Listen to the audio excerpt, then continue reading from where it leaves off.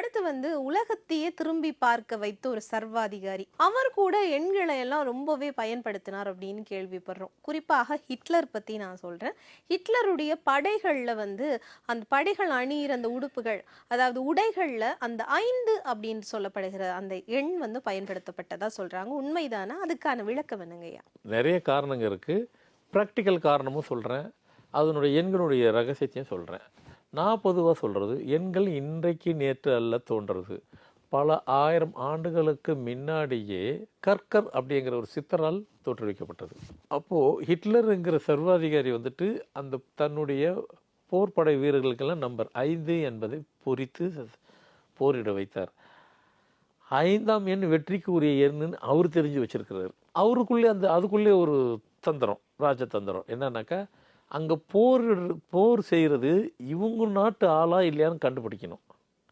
Number பிறகு இது நம்மால் ஜெயிச்சுட்டானா இல்லையான்னு இவர் கண்டுபிடிக்கிறது, ஐடென்டிஃபை பண்ணுறதுக்கு. அல்டிமேட்டாக பார்த்தீங்கன்னாக்கா 5ஆம் எண் வெற்றிக்குரிய எண். 1லேருந்து 9 இருக்குது. அவர் 5 போகிறதுக்கு 9 போட்டுக்கலாமே, 1 கூட போட்டுக்கலாமே, எந்த நம்பரும் இருக்குது.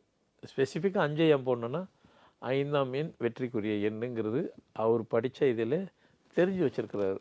அதே நேரத்தில் ஐடென்டிஃபை பண்ணுறதுக்கு அவங்க போர் விடும்போது அந்த போரில் நம்மளுடைய போர் ஆளுக்கு தான் போர் புரியுறாங்க, ஆள் இருக்கிறாங்களா இல்லையான்னு அந்த நம்பரை வச்சு கண்டுபிடிக்கிறதுக்கு. ஆனால் இதில் உண்மை என்னன்னாக்கா, இது உண்மையான உண்மை, அது வரலாறு, அது இருக்குது. ஹிட்லர் 5ஆம் எண் பொறித்து தன்னுடைய போர் படை வீரர்களெல்லாம் போரிட வைத்தார் என்பது இது பல சான்று அதில் இருக்குது. ஆனால் அது உண்மை தகவல் ஏன் நம்பரை பொறிச்சான்றதுக்கு விளக்க சொல்லியிருக்கிறேன்.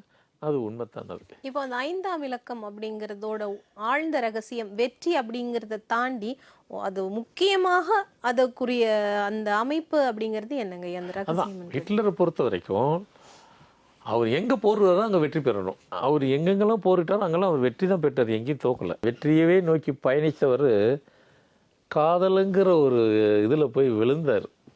இன்டைரக்டாக சொன்னால் நேராகவே சொல்லிடுறேன். அதில் விழுந்த உடனே இவருக்கு தன்னையும் மறந்துட்டார், தன் நாட்டையும் மறந்துட்டார், தன்னுடைய உணர்வையும் மறந்துட்டார், தன்னுடைய இயல்பையும் மறந்துட்டார். அவராகவே இல்லை, ஈஸியாக ஜெயிச்சிட்டாங்க. ஐயா, இப்போ இன்னொரு விஷயமும் ஹிட்லர் பற்றி பேசும்போது இருக்கும். இந்த கேள்வி எனக்கா தோணுது, நான் அதை கேட்கலாம். அந்த ஸ்வஸ்திக் சின்னம் அப்படிங்கிற ஒரு சின்னமையும் அவர் பயன்படுத்தியிருப்பார். அந்த சின்னமே அவர் வித்தியாசமாக பயன்படுத்தினார், அதனால தான் அவருக்கு டிஃபீட் வந்தது அப்படின்லாம் கூட சொல்லுவாங்க. அதை வேற ஒரு வடிவத்தில் அந்த சின்னத்தை பயன்படுத்தியிருக்காரு. அவர் பல இடங்கள் அதை பயன்படுத்தியிருக்காரு. அவரோட குறியீடுகள் அப்படின்னும் போது அந்த ஸ்வஸ்திக் சின்னம் அப்படிங்கிறது இன்னைக்கும் சில நேரத்தில் நம்ம யூடியூப்ல போட்ட